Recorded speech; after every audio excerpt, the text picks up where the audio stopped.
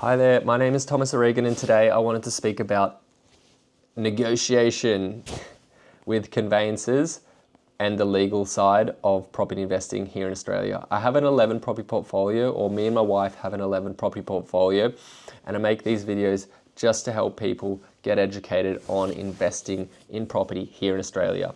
And the fact is, since me and my wife started investing in property, it has really changed our lives for the better. Is put us in a position where we are financially free, and I just want to help other people who potentially don't want to work forever in their job become financially free through investing in property as well. Now, negotiation is a key part of property investing. It's not like investing in shares. You don't just buy a piece of paper and that's it, everything's done.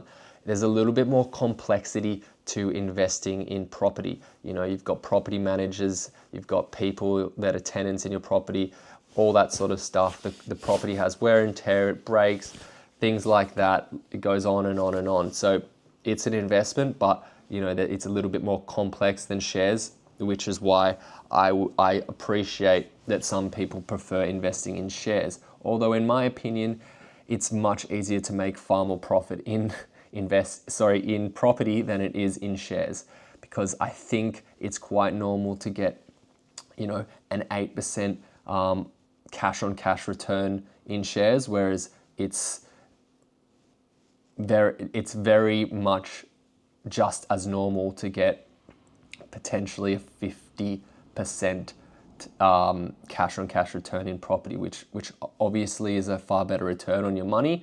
So that's why I like investing in property.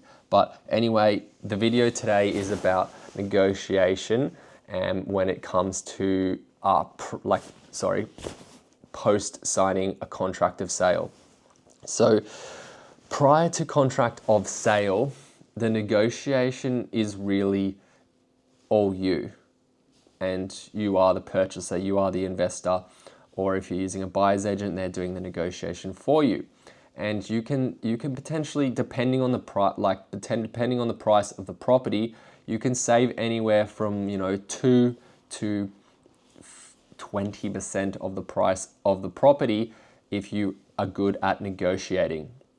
Now, and that could be anywhere from, a couple $1,000s to a couple $100,000, and even more if you're really looking at deals that are well and truly in the 8 figures. But let's just assume people are buying properties in the hundreds of thousands or potentially millions of dollars. Negotiating is ultimately going to save you a lot of money if you're good at it. Now, there's kind of two parts to negotiation, if you will. There's before you sign the contract and then after you sign the contract. Technically, the negotiation done after you sign the contract should be done by your legal team, because at that point you've entered into a legally binding contract, and the legal team is meant to know their way around all the nuances and whatever is in there with the contract clauses and everything like that. Basically, you can, after the contract is signed, you can continue to negotiate on the price to lower the price with the sales agent, but it won't be set in stone until it is confirmed in writing by the conveyancer. Now, if you have a good conveyancer, the conveyancer can just do all the negotiation for you, and I wish all of them would, if they're normal human beings. Otherwise, if you want to speed it up, you can just do it between you and the agent yourself, and then have it confirmed in writing by the conveyancer. Now, some conveyancers, when it comes to negotiation, they can just really throw a spanner in the works and crash a deal, if you will. Because ultimately, it doesn't matter what you find once you've signed the contract of sale, whether that's, a major defect or whatever that be issue. the deal can, it may be that you might find things that are deal breakers, which will mean you'll have to walk out of the contract. Assuming you are complying with the clauses in the contract. And basically there's other issues that you may find that are not deal breakers, but you may want to get compensation for the issues that you find. Now, I'm just going to give one example here.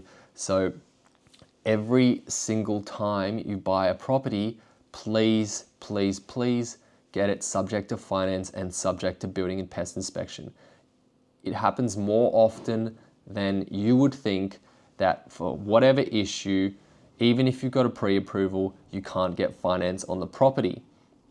So if you go unconditional on finance, whether you can't get finance on the property, you will still, if you do not have subject to finance written in the clause, you will still need to settle on the property. You will still need to find all the money. You will still need to pay that entire amount yourself if you can't get finance to the vendor. Otherwise, you risk losing your deposit and potentially much more. So that's why I always do subject to finance, subject to building and pest inspection as well. Unless you're a professional builder, a professional pest inspector, don't assume that you understand everything's fine with the properties, because the reality is they can see, the building inspectors can see stuff you can't see. And it happens more often than not that there's some sort of water leak behind the walls that you can't see, which would mean in the situation, if you buy a property that has major defects and you have the subject to finance subject to building and pest inspection in the contract, you can walk out of the deal. And if potentially it does have a major defect, but it's not a deal breaker, what you would want to do is you would want to get compensation for any cost you incur to fix that. And that might happen in two ways. You might just ask a builder for a quote of how much it's going to cost to repair it, or you might just estimate a price. And you can either say to the vendor, please get this fixed, otherwise I'm not going to proceed with the deal. I want compensation for this issue that no one knew about. Or you could say, please fix this issue yourself and then I will purchase the property. Now, since all this stuff is after you sign the contract, technically all this negotiation is meant to be done in email through the conveyancer. And that is why having a good conveyancer or lawyer on your team is a game changer. Now, that's about it for today. But yeah, as I said, when it comes to conveyancers, sometimes they can really hold up the negotiation or throw a spanner in the works or just simply crash the deal because they're being too litigious about the whole thing and they're not just thinking about it as a normal human being. So if you want to speed it up or just sort of make things work, it might be better to sometimes just speak directly to the sales agent and then they can just have a normal human being conversation with the vendor, and that's how you generally get a deal done. But yeah, if you have a conveyancer that's good, they'll also be able to have a normal human being conversation over email with the vendor's side, and you should be able to get a deal done that way. All right, guys, that's it for today. Bye.